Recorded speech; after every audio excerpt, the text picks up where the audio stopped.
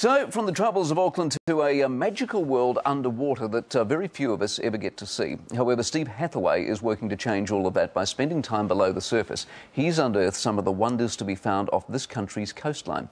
And his dream is to capture the magic of our marine life, and he's begun to make that dream come true, which, let's face it, is not all that bad for a builder. Jill Higgins saw him in action.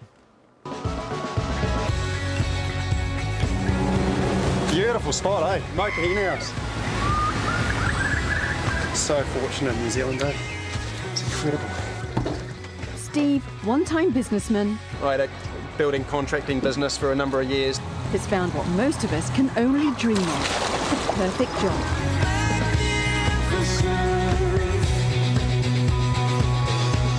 What I'm living at the moment is so far beyond the dream.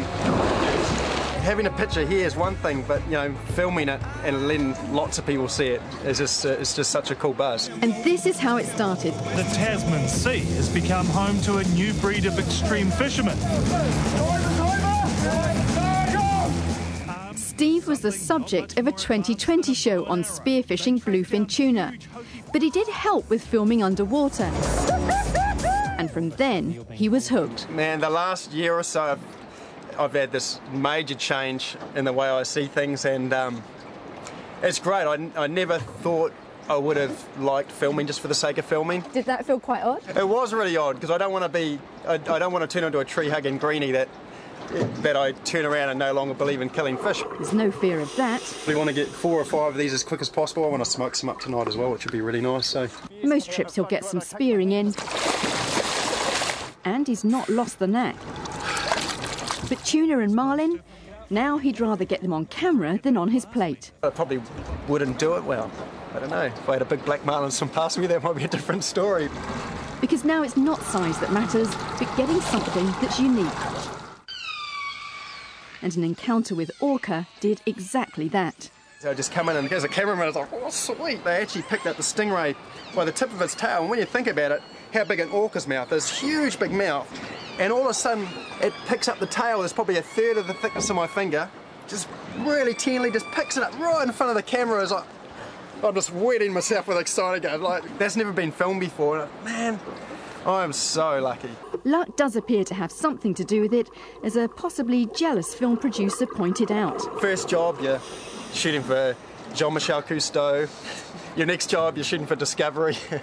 I'm shooting for BBC soon. And it's like, he goes, it doesn't normally happen like that.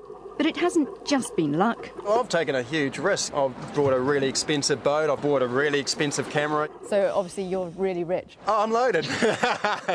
That's not true at all. We had a very nice house. And we've got a very understanding wife.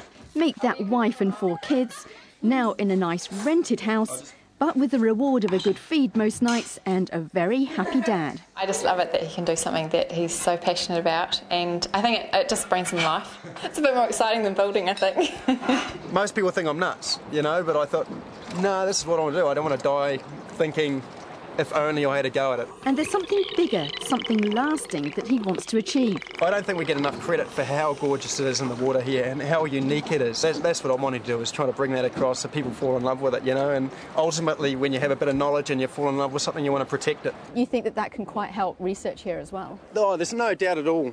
In fact, he works very closely with orca specialist Ingrid Visser. This is the second time he's been stranded. Here we go. On rescues like this, as well as under the sea. Everything I'm filming, she gets to study again and again. I filmed one encounter that a mother and a calf had this eagle ray, and I see this eagle ray getting torn in half, and this tiny little bit of liver, this tiniest little bit of liver just falls off. Then the mother comes in and grabs it. We get home and we're watching it, and then Ingrid goes, oh my goodness. You know, when she sees this, you know, this thing with the liver going on, and she goes, I might have changed some of my research. Every trip excites him. Every dive assures him this new job is his best ever catch. I love this. It's just, yeah, I want to make this work, definitely. Plenty more adventures to come as well, which is great.